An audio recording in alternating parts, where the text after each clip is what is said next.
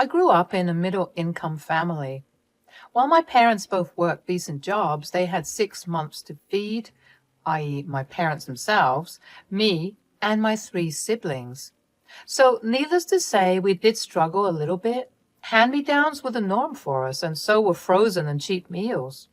The only reason we even managed to own a house was because my grandmother had left the house in my dad's name. We lived in a pretty good neighborhood where families belonging anywhere from the middle to high income lived. The house next to mine had been empty for a couple of years after I was born, according to my parents, until a new family moved in. They had a son of the same age as me. He was the only kid in the neighborhood that was my age, so even though we didn't end up going to the same school since he was homeschooled, my parents and I made the effort to get the both of us to hang out more. His parents were more than welcoming of me and often invited me over. As time passed, the boy, John, and I became the closest of friends.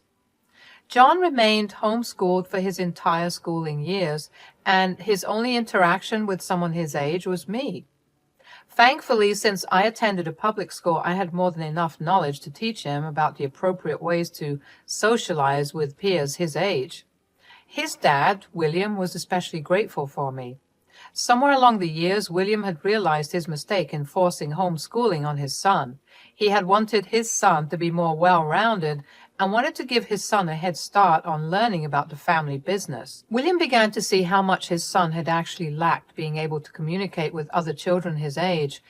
But when he saw John struggling less and less after spending time with me, he would show me his gratitude in many different ways. William was a man of very few words, so he never outwardly said, "Thank you," but he would send me home with more than enough food for my entire family and would buy me and my siblings little gifts for our birthdays or any other occasion. While William was grateful for me, John's mother, Margaret, was not so happy with me. She hated that William treated me so well because she felt that he was being harsh on their son, but nice to the neighbor's kid. She never made her distaste for me unapparent. She had always made snide remarks towards me and would constantly try to stop William from giving me things. However, William would never listen to her, and sometimes, out of spite towards her, he would give me more things. Aside from the fact that the way William treated me, Margaret had many other issues with her husband. As a result, the two of them would constantly fight and yell at each other. There was not a single day where the house was quiet. It began to affect John. He began to withdraw even more into himself. It took months of coaxing, but I was finally able to prove myself worthy enough for him to share his thoughts and feelings with me. That was when we were 13. Having had me by his side and having a shoulder to lean on lifted the weight off of his shoulders. We became closer as the years passed. I developed feelings for him somewhere over the years, but never acted on them. There was only one point when John didn't share something with me. We were 17 at the time this happened. For reference, John came over to my house looking distraught. His face was pale and his eyes were wide. He kept pacing back and forth in my room. "John, are you okay? You seem really distressed. You know you can talk to me, right?" "I know that, but this is something I don't think I can tell you." "You don't have to tell me everything, but if you're comfortable, just tell me a bit about it.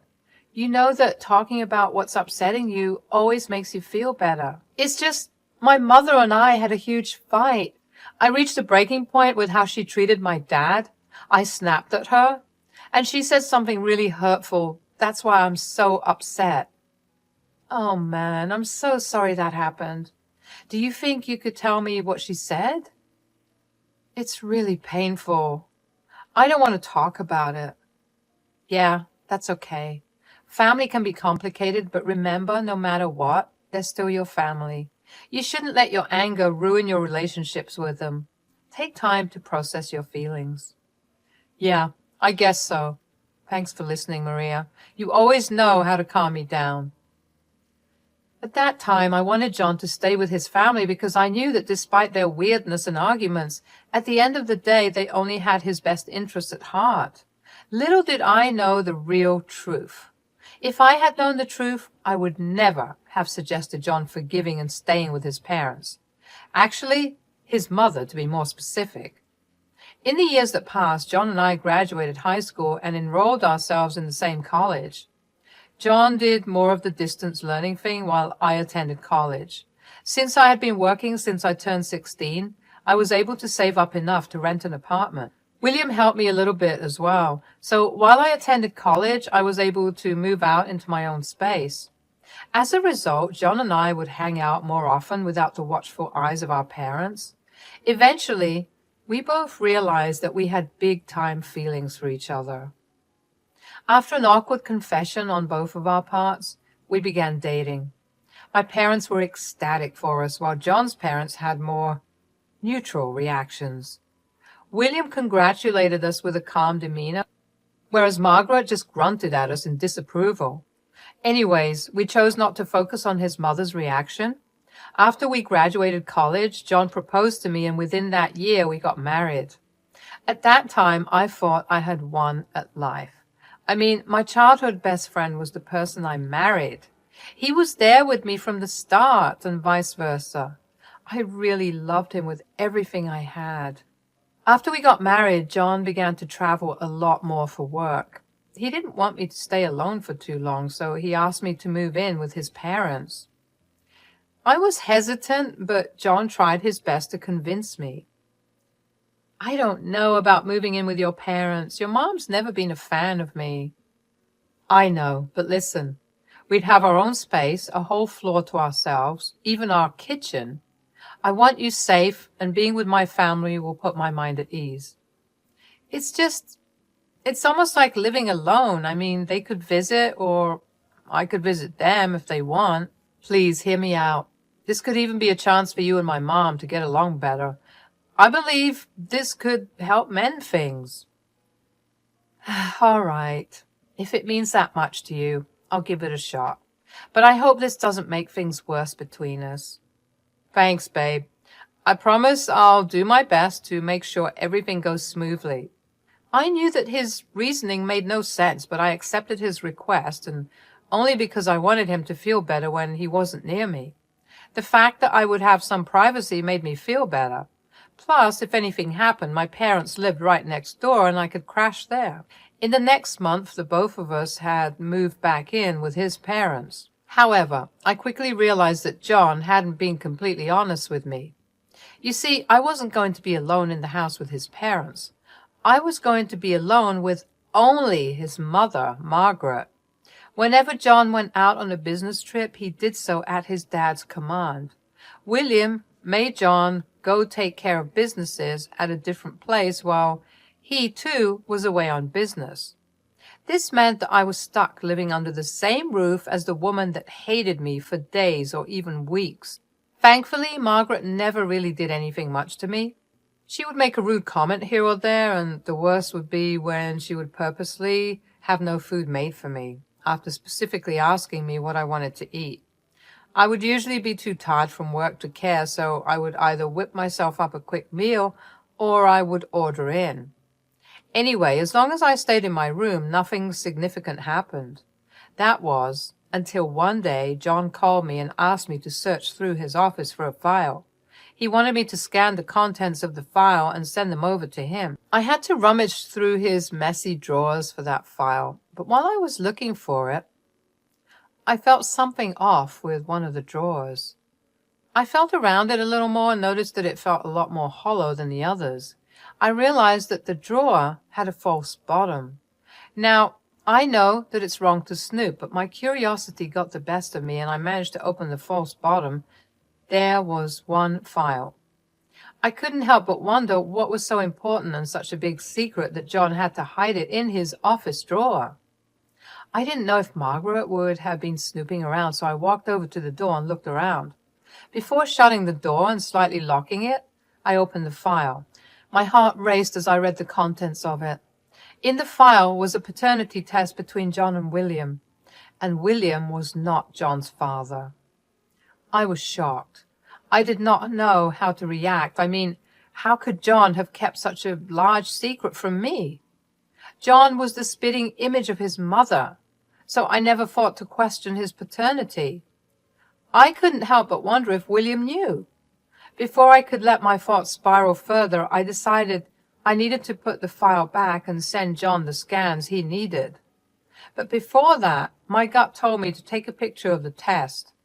Once I had done that, I hurriedly put everything away and managed to find the file John wanted. I sent him the scans and quietly retreated into my room. I spent the next few hours trying not to dwell on the new information I had just learned. I wanted to talk to John about it, but I felt like that was a conversation I would rather have in person. Just as the tension in me began to ease, Margaret knocked on my door. I told her to come in, and I was immediately greeted with a scowl as she entered my room. "Yes, how can I help?" "Spare me the act. I know you found out about our secret." "What are you talking about?" "Don't play games. I saw the false bottom of John's drawer open. I know you read the document." "Fine. You got me. But tell me, does William know?" "Ha ha, William. That old geezer doesn't know a thing. If he did, we'd be on the streets. All he ever wanted was an heir.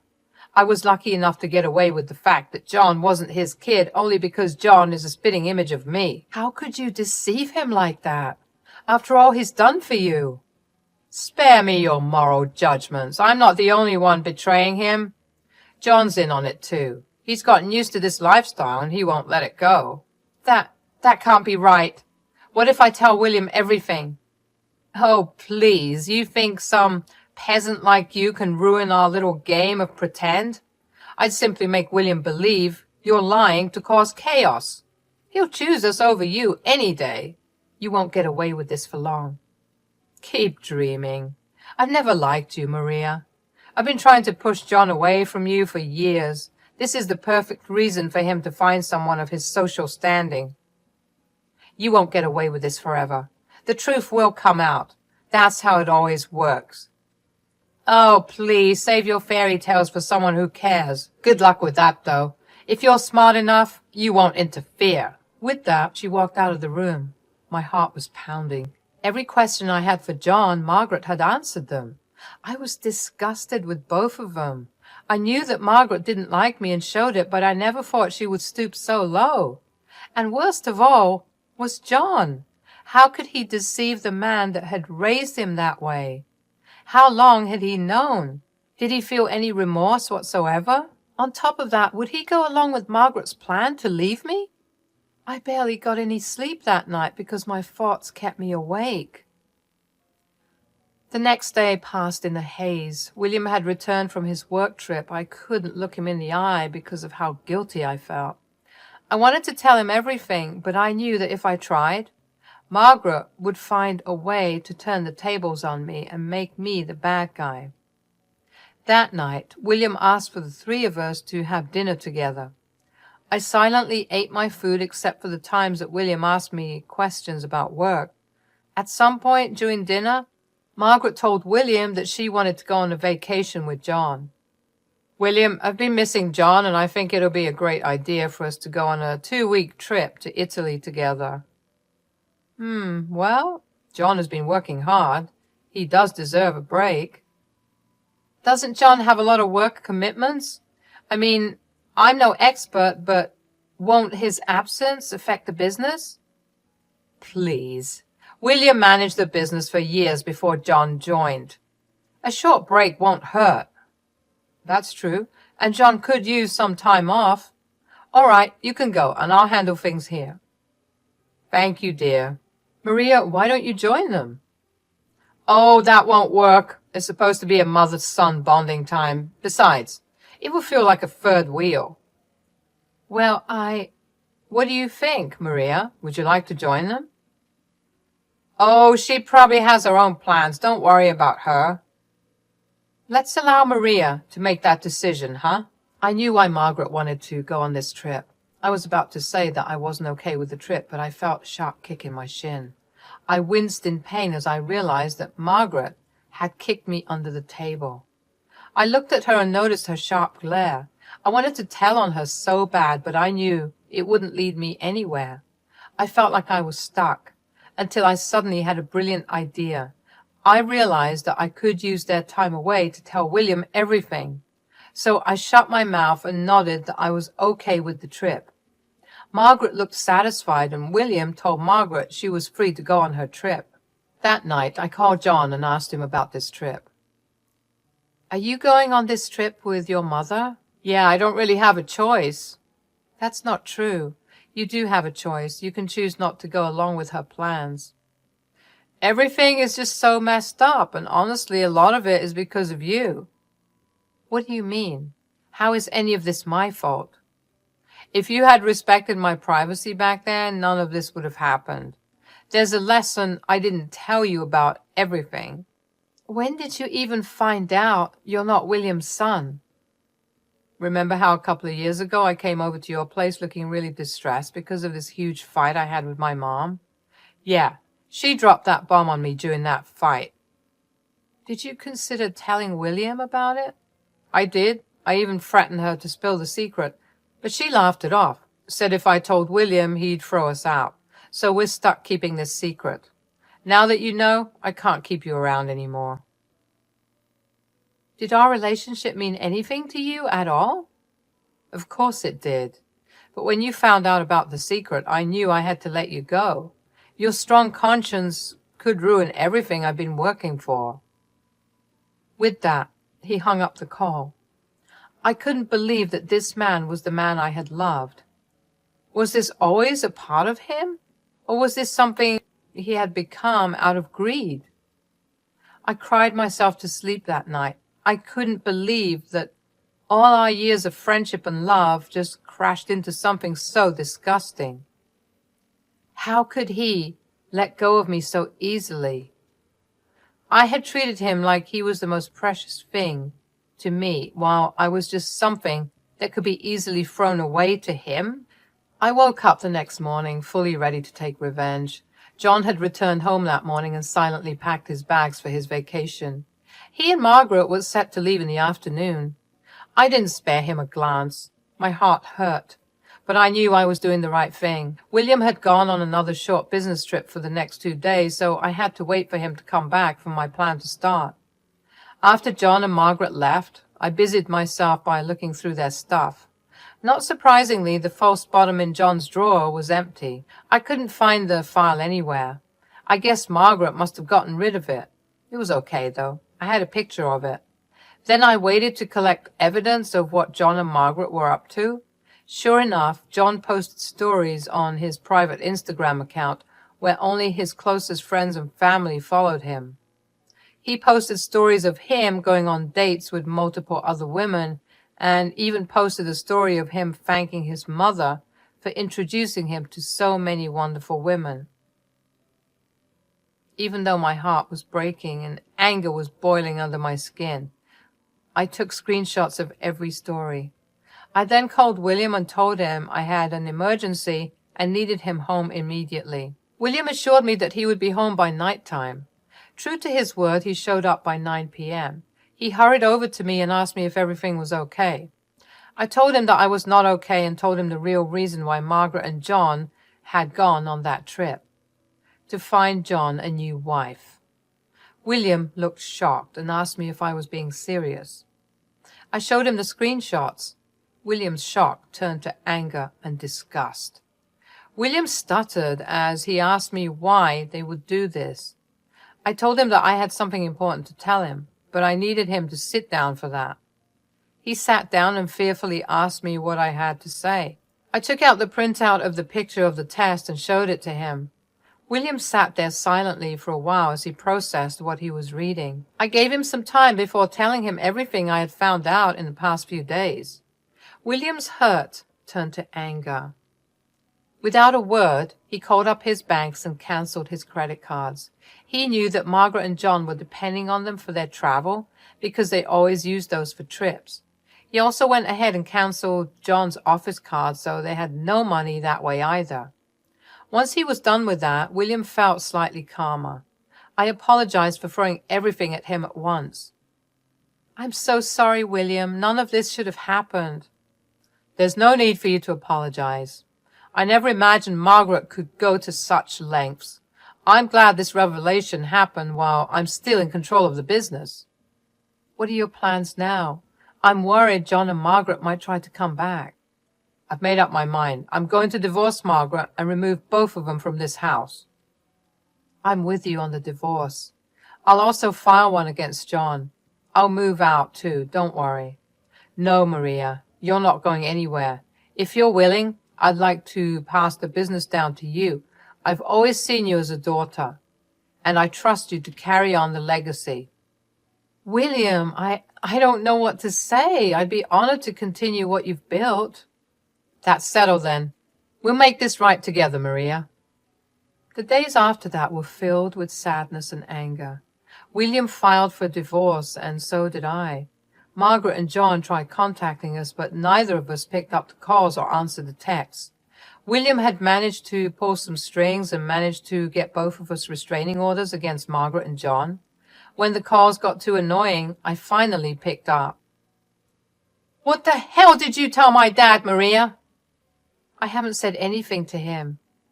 Then why are his cards cancelled and our numbers blocked? What have you done? I didn't tell him anything. I just showed him the proof. That's impossible. I burned it all.